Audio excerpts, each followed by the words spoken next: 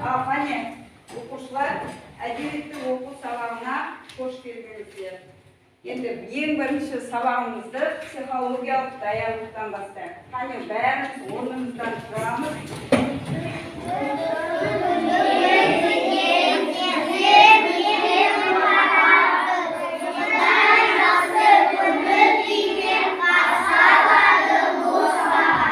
Өте жақсы. Ендеше сабағымызды көңілді өткізу, өз мәнінде өткізу өзіміздің қолымызда. Ол үшін сабаққа жақсы қатысып, тапсырмаларды орындауға атсалысып отырамыз. Қане, енді ең бірінші қазір топқа бөлінеміз. Ол үшін мына столдың үстінде тұрған жеміс-жидектердің ішінен өзімізге ұнағандарын таңдап аламыз. Келе ойындар.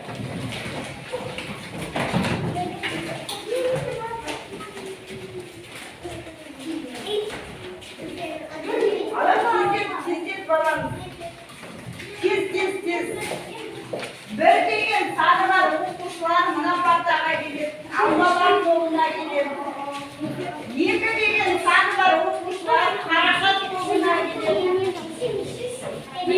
Үш деген саны бар оқушылар қияр тобына келеді. Төрт деген саны бар оқушылар өріктер тобына келеді. Қане, тобы сосын қияр тобы, өріктер тобы болды. Енді топ басшыларға мынадай себет берем, сосын әр тапсырманы орындап отқан оқушы топтағы осы себетке алған жемістерін салып отырады. Сосын сабақтың аяғында себеттегі жемістерді санап, қай топ жемісті көп жинаса, сол топ жеңіске жететін болады. Түсіндік қой? Жақсы. Енді үй тапсырмасы жолбарыс пен түлкі. Жақсы. Үйден жақсы дайындалып болып келдік па? Ендеше осы жолбарыс пен түлкі ертегісі бойынша сұрақтар, тапсырмалар беріледі. Сол тапсырмаларды орындауға дайынсыңдар ғой? Жақсы.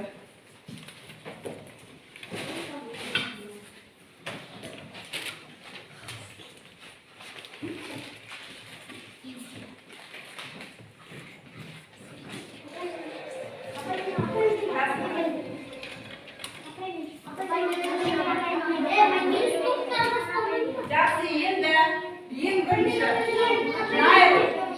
қайдан таңдайсың? Қайға шықты?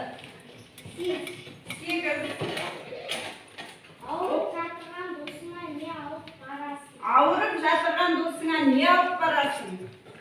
Айтауын. Қара шай мен лимон дейді. Өте жақсы, отыра ғой.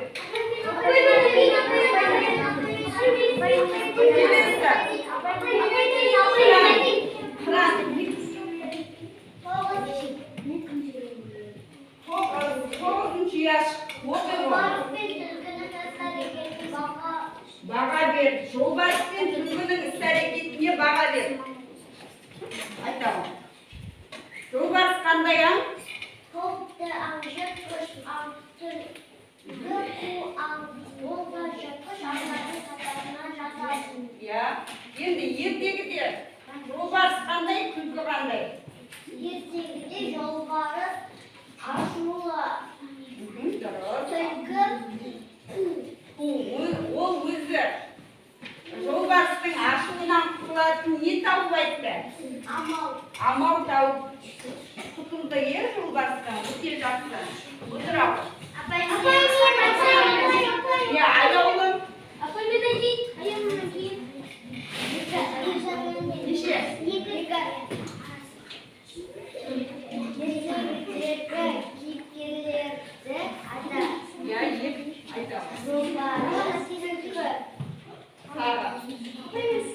Қасыңыз өте жақсы. Дұрыс айтты ма, аяулым? Жақсы, дұрыс айтты. Жаңа тағы сұраққа жауап берген қыран. Сосын аяулым. Аяулымға жеміс жидек. Бекжан.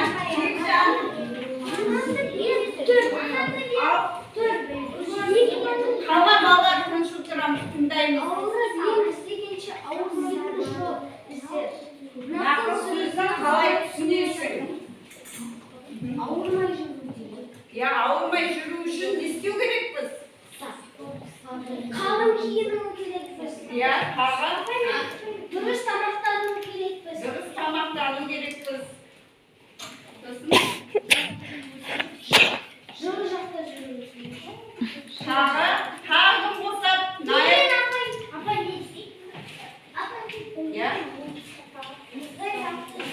Мұздай затты ішіп жемеу керекпіз. Тағы ауырмау үшін. Қалың киіну керек. Жаңа айтты ғой, бекжан жақсы. Спортпен шұғылдану керек, біз өте жақсы. Светлана.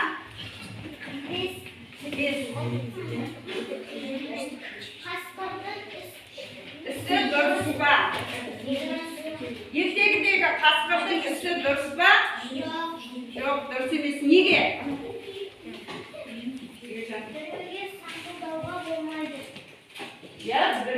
Өзі жоқ кезде өсектеуге болмайды. Ол күлкі жоқ болғандықтан жолбарысқа күлкіні не істеді?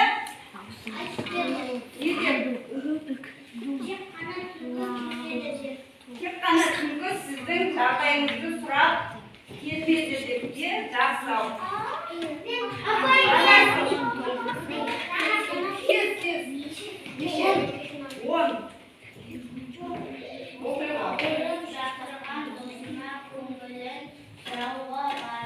Барғанда қандай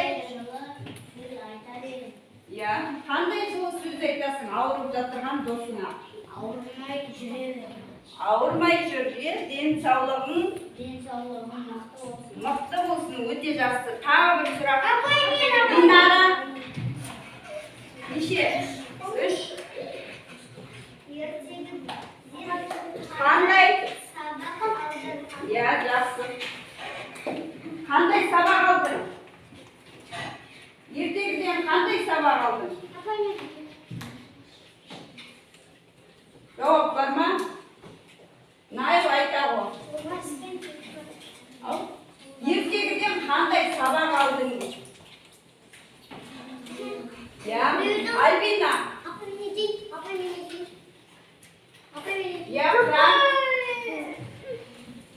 Біреудің халін сұрау керек. Ауырып жатқан досының халін кешке сұрауға болмайды. Жақсы, отыра ғой. Өте жақсы. Ертегіден біз ауырып жатырған адамдардың мысалы көңілін сұрағанымыз дұрыс екенін білдік, сондай сабақ алдық. Өзімізге тәрбиелік мәні бар. Жақсы.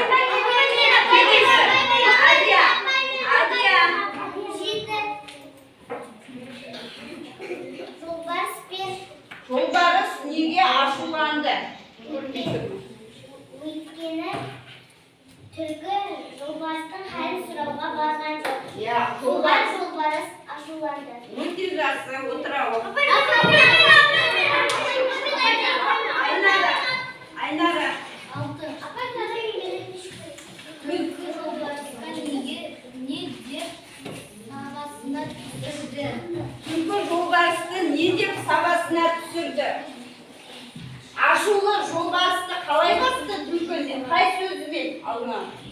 Мен сізді бармағынан бірінші алдым, ауыртпағаныңызды. Ең бірінші білдім, бірақ неге келмедім деді? Сіздің ауруыңызға дәрі іздеймін деп келе алмай жатырмын деді. Жақсы, өте жақсы. Енді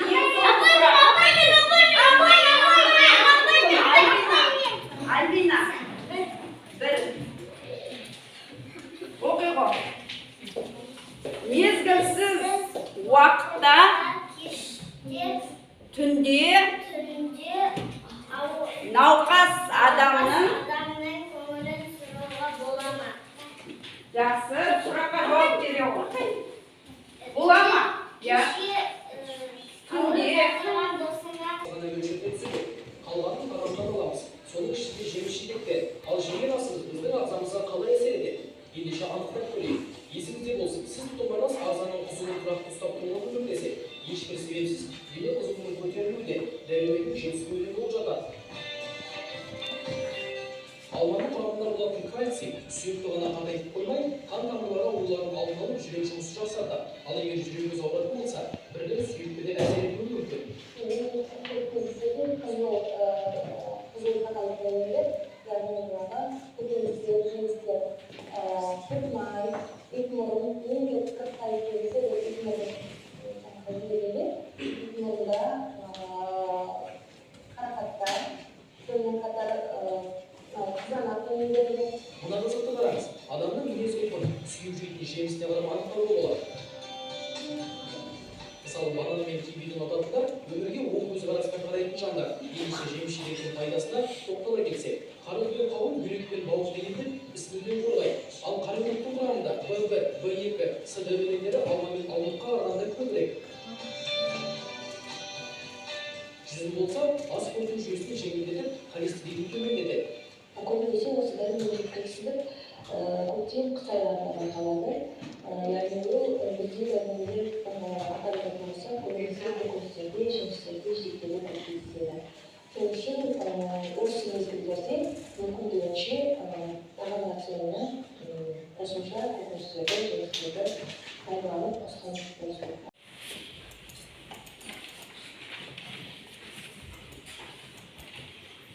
Жақсы. Ендеше осы бейнероликте жаңа айтылды, қыс көктем мезгілінде адамдарға дәрумендер көп жеу керек екен. Өйткені адамдар дәрумендер өте көп. Жақсы. Енді аурудың себебі деген мәтінге қарайық. Ең бірінші іштей оқып аламыз бәріміз. Іштей оқып алайық өз бетімізбен.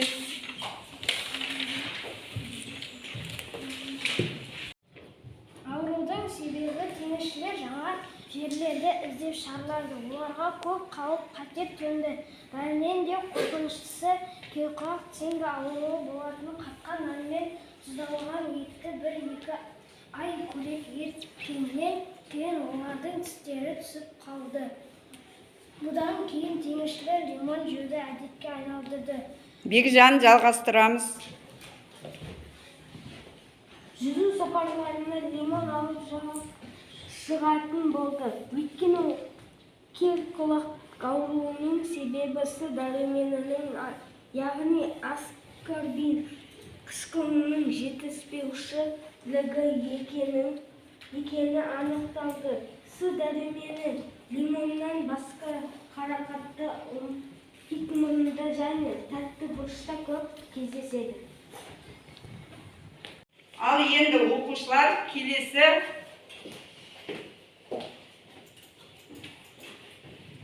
топтық жұмысымызға кезек келді. Енді әр топ өздерінің топтық жұмыстарын жасайды. Алмалар тобы алма туралы жазып шығады.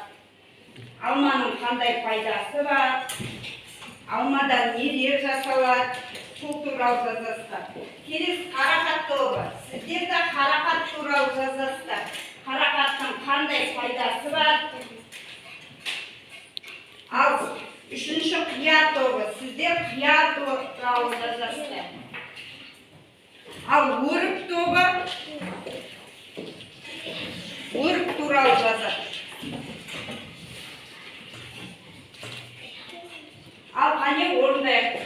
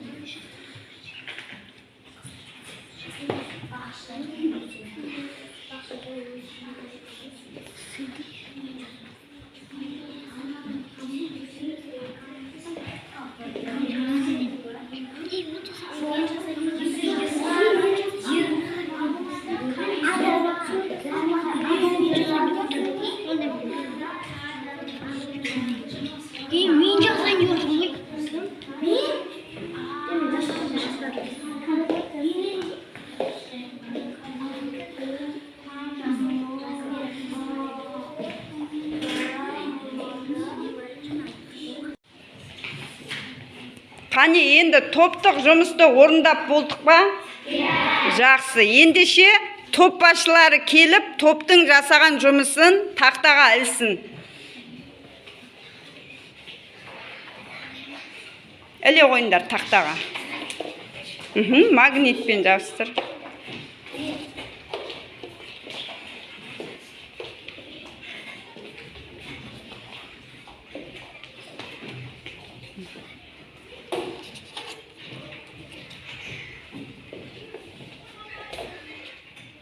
Жақсы. Қане, дайынбыз ба? Я, бірінші қай топ? Найл? Алма тобы, алма туралы жаздыңыздар, Жақсы, айта ғой. Алмадан компот жасайды. Дәмі хош иісті. Апот алматыда өседі. Дұрыс. Алмада А, В дәрумені бар. Алма пайдалы жеміс. Жарықты, жылуды жақсы көреді. Алма түсі қызыл, сары, жасыл. Алма ағаштан өседі. Өте жақсы. Дұрыс па, Найлдың алма туралы жазғаны алма тобының? Ендеше алма тобына 3 жапалақ берейік. Жақсы. Енді екінші қандай топ? Өрік тобы, Қане, өрік тобы. Өрік туралы жазған. Түкті болады. Өрік пайдалы. Өріктің ішінде сүйек бар. Компот, варенье жасайды. Өріктің ішінде дән бар. Өрік бақшада өседі. Өрік бақшада өсе ма, балалар? Қайда өседі? Ағашта өссе, ол қайда өседі? Бақта өседі. Өте жақсы. Енді тек бір жерде қателесіп кеткен екен, Жақсы. Қане, енді өрік тобын 3 жапалақпен бағалап жіберейік. Жақсы. Енді келесі қарақат тобы. Есте сақтау қабілетін жақсартады. Ағашта өседі. Түсі қара. Ағашта өседі. Компот жасайды. А, З дәрумені бар. Жақсы. Қане, енді қарақат тобына да 3 жапалақпен бағалайық. Жақсы. Енді 4-ші қияр тобы. Қияр туралы жазған екен. Қане, Айнара, қияр туралы айта ғой. Суқа Төзбейді. Оның түсі жасыл. Қияр тәтті жеміс. Бақшада өседі. Ол Қаттайды. Ол көкөніске жатады.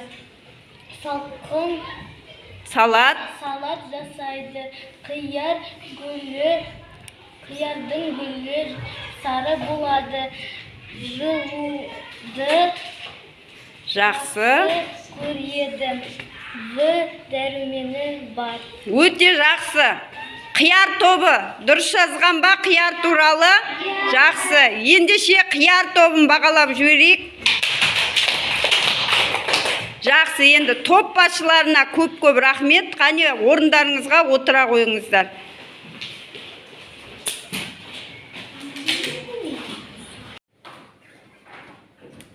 Қане, оқушылар, енді біздер сабақтың соңында кері байланысқа кезек берейік. Кері байланысымызда сіздерге жаңа қыстырғыш таратылды ғой, балаларға жасыл түсті, қыз балаларға қызыл түсті. Енді кері байланыс бойынша, бүгінгі сабақ бойынша сабақ өте жақсы ұнады десек, мына жерде бас бармақ жоғары қарап тұрған жерге.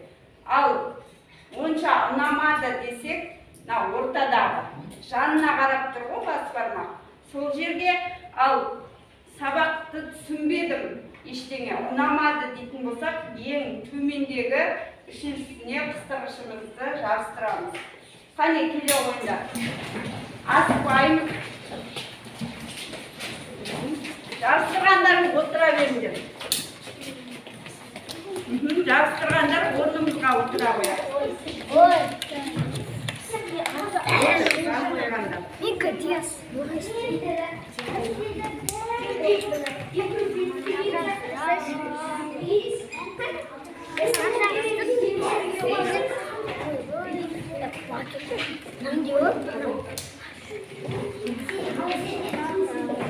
Отыра бер. Болғандарымыз орнымызға отырайық.